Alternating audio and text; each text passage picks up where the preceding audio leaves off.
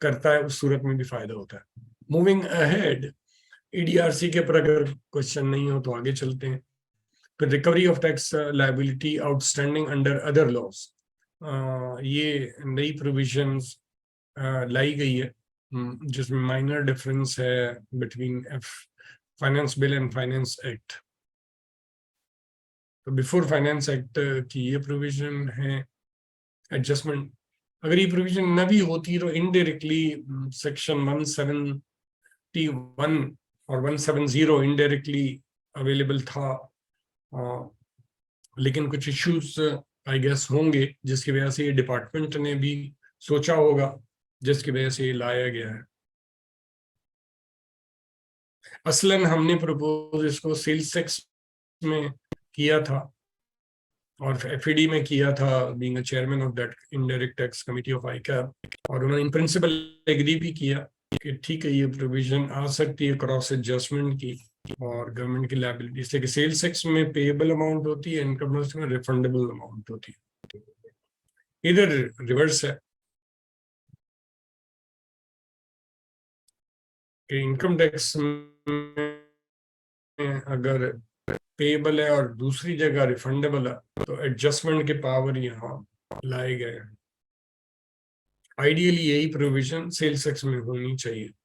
हालांकि गवर्नमेंट की एक मतलब काउंसिल ऑफ कॉमन एक गवर्नमेंट की काउंसिल है इस सिलसिले में जो पॉलिसी मैटर को डील करती है, उस सिलसिले में गाइडलाइन भी मौजूद है एडजस्टमेंट की कि सेल्स टैक्स की अगर लायबिलिटी हो और इनकम टैक्स का सेल्स टैक्स की लायबिलिटी हो और इनकम टैक्स का रिफंड हो तो आपको सेल्स टैक्स की लायबिलिटी पे करने की जरूरत नहीं है, इनकम टैक्स से रिफंड से वो एडजस्टमेंट हो सकता है।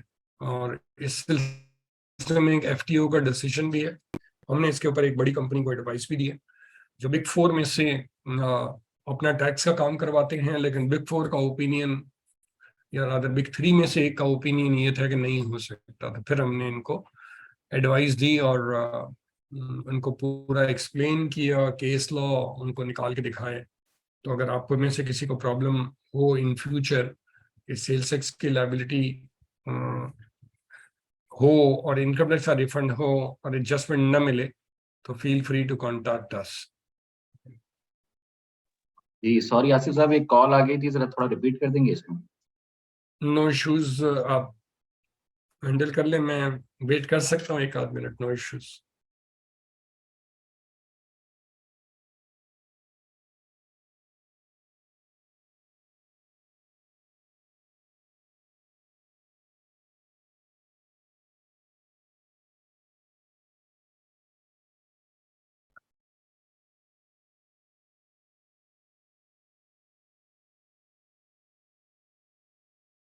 ठीक है, आगे चलते हैं। So far as this adjustment of taxes are concerned, after FA की बात करें तो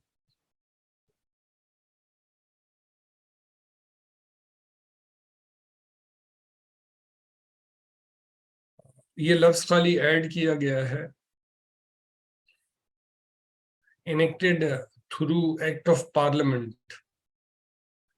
ठीक है ना, अब जाहिर है जितने भी एक्ट होते हैं वो नॉर्मली इनेक्टेड थ्रू पार्लियामेंट होते हैं। सिर्फ एक चीज वन कैन थिंक अबाउट कि क्या और हो सकती है।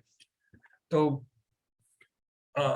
कुछ एक्ट्स ऐसे होते हैं जो पार्लियामेंट एनेक्ट करती है, फिर उसके बाद एनेक्ट नहीं करती, पार्लियामेंट पास करती है, फिर सेनेट में जाता है, फिर प्रेसिडेंट साइन करता है।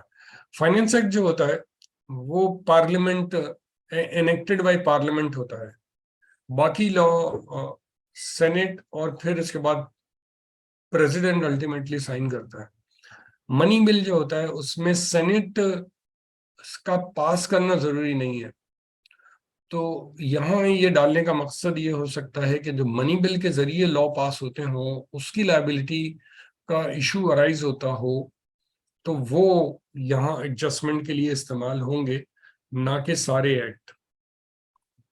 फॉर एग्जांपल अगर मैं जीआईडीसी की बात करूं तो जीआईडीसी जो है वो एक्ट ऑफ पार्लियामेंट के थ्रू पास डायरेक्टली नहीं होता, बल्कि पार्लियामेंट पास करती है, फिर सेनेट पास करता है, फिर प्रेसिडेंट साइन करता है।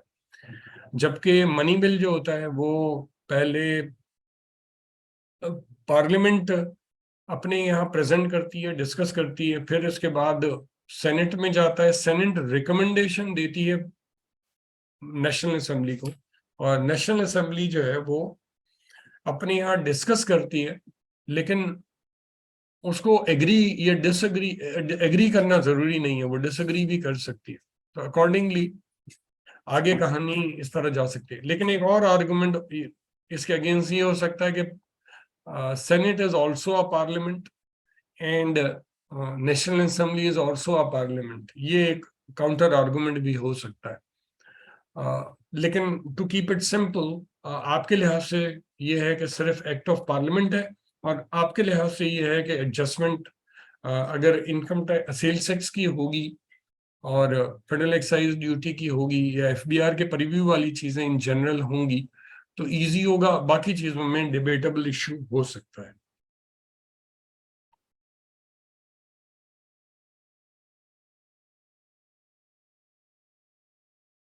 Advance tax on construction and disposal of building and plots, ये नया प्रोविजन टोटली लाया गया है अमेंडमेंट